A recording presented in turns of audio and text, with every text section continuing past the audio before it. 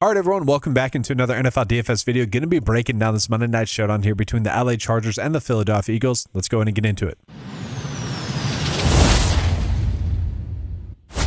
So let's start off with a quick game preview, guys. This is projected to be a lower scoring game at about 41.5 total points, with the Eagles favored to win by 2 points. Now, this is kind of similar to the Sunday Night Football game, but I also think it's completely different. Like, that Sunday Night Football game made sense for it to be under 41.5, or for it to be 41.5 total points, because both defenses were very good. I don't want to say that the Chargers-Eagles defenses aren't bad, but they do have some weaknesses, and both offenses should be good as well. I kind of expect it to be a higher scoring game than that, and that's really a deciding point on the slate, is whether or not it will be. But also on top of that, we are worried about kind of what to expect out of the Chargers. They're difficult to predict on the slate. So part of the reason as to why they're going to be difficult is just Justin Herbert himself dealing with a left hand injury. Okay, obviously we could point to Aaron Rodgers and kind of his timetable looked pretty good this week, but that's 2 weeks removed from his injury. He did re-aggravate his injury during a game as well, where Mason Rudolph had to take over. I think it's a different injury.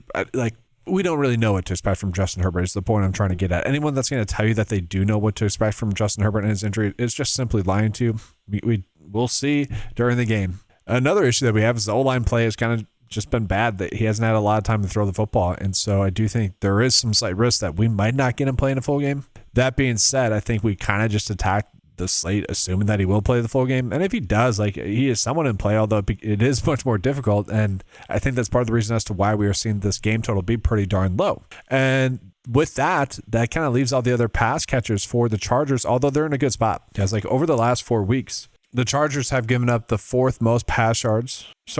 bottom 8, so the 8th most pass yards, and then they've given up a lot of rush yards as well, 127 rush yards over the last 4 weeks. So definitely struggling a little bit more recently, the Eagles DST. And so I do think we want to be attacking some of these pass catchers, but the issue with the Chargers is it's kind of a guessing game. Like, it can be Ladd McConkey, it can be Quentin Johnston. He's more touchdown upside play. He's probably one of the more likely to score a touchdown for the Chargers. You got Keenan Allen, who had a 92% route share last week. Then you still have Gadsden there as well, who Gadsden's still playing a lot of snaps. I kind of want to get to 2 of them in my builds. Getting the correct combination of which 2 pass catchers, who knows? It truly is a guessing game. The Eagles defense is that solid to the point where I don't know if we necessarily going to attack a certain spot. It's just kind of getting lucky that the ball comes there. Now, I do think they're all a little bit too cheap, the Chargers pass catchers, but it is a guessing game. Now, the difference that we're going to have in this slate is like the running back spot. So I have Kamani Vidal in here because I do think he's going to end up being the play. We do know that Amari Hampton is going to be back, though, most likely. Okay, still needs to be activated from the IR, but all expectations are that he's going to end up playing. Now, if obviously it ends up saying we're playing Vidal, but my expectation is that this will end up being more of a 50-50 split between these 2 running backs. All the coaches' quotes that we've gotten pretty much suggest that there'll be a 1A, 1B situation. I think just based off of the fact that Hampton is questionable, that Vidal will be the 1A to start. And Vidal has been someone that, has looked good in the opportunities that he's gotten. The Eagles have struggled against opposing running backs lately. And so I kind of like taking the price discount and getting to Vidal. Again, it's a little bit of a guessing game who we get to after that. Cameron Dicker, guys, is certainly going to be in play for this slate as the kicker. A pretty solid game to him in this matchup. And then what's interesting, Trey Harris had been starting to take over some snaps, like from Johnston, from Keenan Allen, and we didn't see that in the last game. He still ended up with a pretty good game. He's not a terrible punt if you have to get that low, but also not someone I'm going out of my way to target. Now, guys, for the Eagles, I don't like breaking down the Eagles because they're straightforward. Like, you got Jalen Hurts there. Obviously, quarterback, if we can afford to pay up for him, we should. Saquon Barkley is still going to be the top running back on the slate for the Eagles. That's not changing anytime soon, even though he hasn't been the best. Okay. And then it's kind of a guessing game between A.J. Brown, Devonta Smith, or Dallas Goedert. Okay. Now, in some situations, it has been any of them. And that's, I think, why we are seeing a low game total, because they have struggled. And we did see Jahan Dotson actually get a decent amount of snaps last week, but that was simply because they're playing from behind. So they had to run out a little bit more 11 personnel. Grant Calcaterra, guys, might play some snaps, but we're not looking at him as a DFS option. So yeah, it's just playing the Eagles there's not much to it, unfortunately. I wish I could give you guys a deep dive analysis here. I think just simply because it's been more of A.J. Brown games, kind of the last couple of games, I kind of like getting to Devonta Smith here.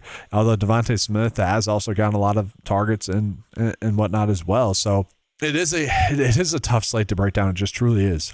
We'll try to get into a decent lineup, but to me, it does feel like a guessing game. So I do want to get to Cameron Dicker. So Vidal, Cameron Dicker, already kind of a weird lineup. I do like the idea of getting AJ Brown and Devonta Smith, but then if we're doing that, we probably have to play Hurts, and that's where I don't know if I necessarily like doing that. It is crazy because if Herbert was healthy, I think we would just be loading up on him and feeling pretty good about that, but we don't know. It's a guessing game. Now, I do like the idea of kind of getting to Johnston, Keenan, or Gadsden as a captain. Obviously trying to get which one scores a touchdown correct. I'm going to go with Johnston. Then if we're doing that, I still feel like we can get to Ladd McConkey. We still have 9.3 left over. We could still get to Devonta Smith. If we want to get to Barkley, we could make a slight adjustment. But this is kind of what I'm looking at, probably leaving some salary left over. If we should be getting to a quarterback. I don't necessarily like the matchup for Hurts. And again, we had that hand injury with Justin Herbert. So with that, guys, let's go ahead and see what the 9-to-5 lineup builders telling us are going to be the top builds here for the slate. So guys, from there, really not going to do all too much in regards to changing the data. I just want to see what the data is telling us are going to be the best builds right now. So Jalen Hurts, Justin Herbert, Devonta Smith, Goddard, Dicker, Jake. I mean, that's pretty appealing, is it not? I mean, yeah, sure. If you don't want to play Herbert, I get it, but that's pretty appealing. You can just play both kickers, get one of the receivers for the Eagles, and we see that, and then Goddard. I'm fine with that. I think that makes sense. Ideally, I'd want to get to another Chargers pass catcher, and if we're not getting to that many Chargers pass catchers, we probably don't want to be on Justin Herbert, but I like these lineups. This one here as well makes sense. Gadsden, Hurts, Herbert, Barkley, Goddard, Dicker. I'm fine with that as well. So wish I could give you more. It's just not necessarily a slate where I think we're going to get massive edges, especially without knowing the workload for Hampton or Vidal. I am kind of going to be taking a stance on Vidal. That's kind of the only spot. And then it's truly a guessing game between the Chargers and the Eagles players. Which one's going to end up having a good game? Wish I had the answers for you there with that, but it's just not that slate. So I'm probably not going to attack this one all too much unless we get some more definitive news. Maybe that'll change. But hopefully I was able to help you guys out here for this slate. If you guys enjoyed the coverage, make sure to give a like and subscribe to the channel. That does follow a bunch, guys. Appreciate you being here. Good luck with all your lineups here for Monday Night Football. Hopefully you guys had a good Week 14 main slate or any of the showdown slates as well. That'll do it, guys. Thanks for watching. Good luck. And as always, let's keep cashing.